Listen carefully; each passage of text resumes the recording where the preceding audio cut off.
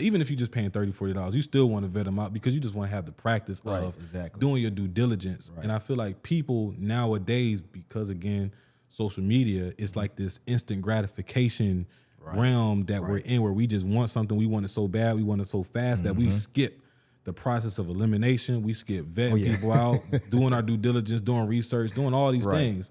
And speaking of that, you even have, I'm sure you get people who hit you up and they want to join your community and they just want you to send signals too, right? Oh yeah, definitely.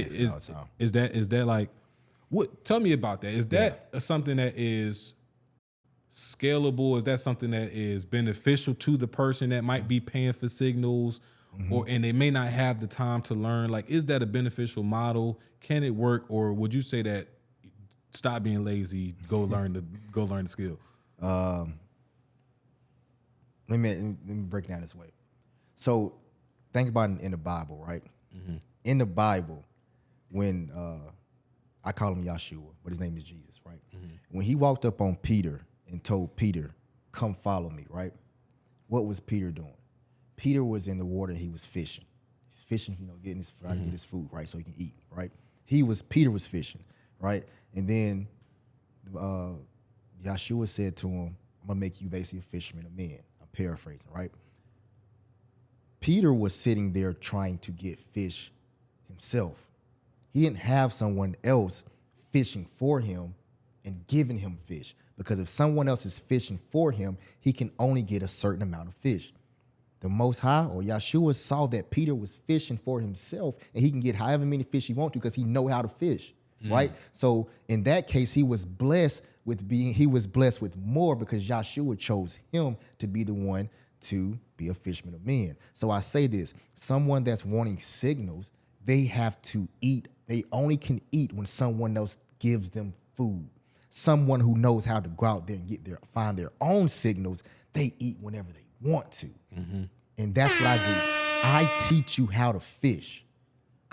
We give signals, but don't base your food off of me.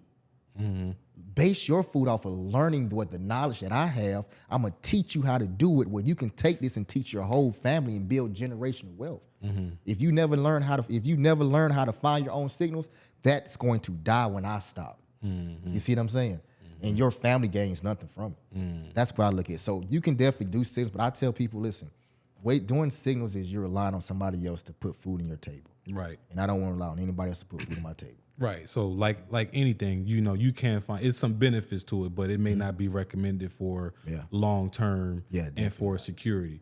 It's kind of like, going to the grocery store and then complaining that they start taxing on the produce. When, granted, we don't have the soil that we can produce our own. Right. You get what I'm saying, right? You go there and you relying on always eating out. Right. You don't even cook. You just always eating out and then complaining that $15 meal is now perfect example. $25. Perfect example. Because if you can't cook, you can't feed yourself. If that restaurant closed, if all the restaurants closed and you had to cook, you wouldn't be able to eat.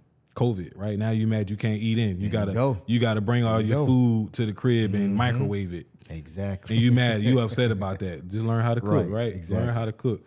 So switching gears a little bit, Chris, because you talked a lot about Big Mama's house, right? Big Mama's house, and we're gonna call that the demand zone.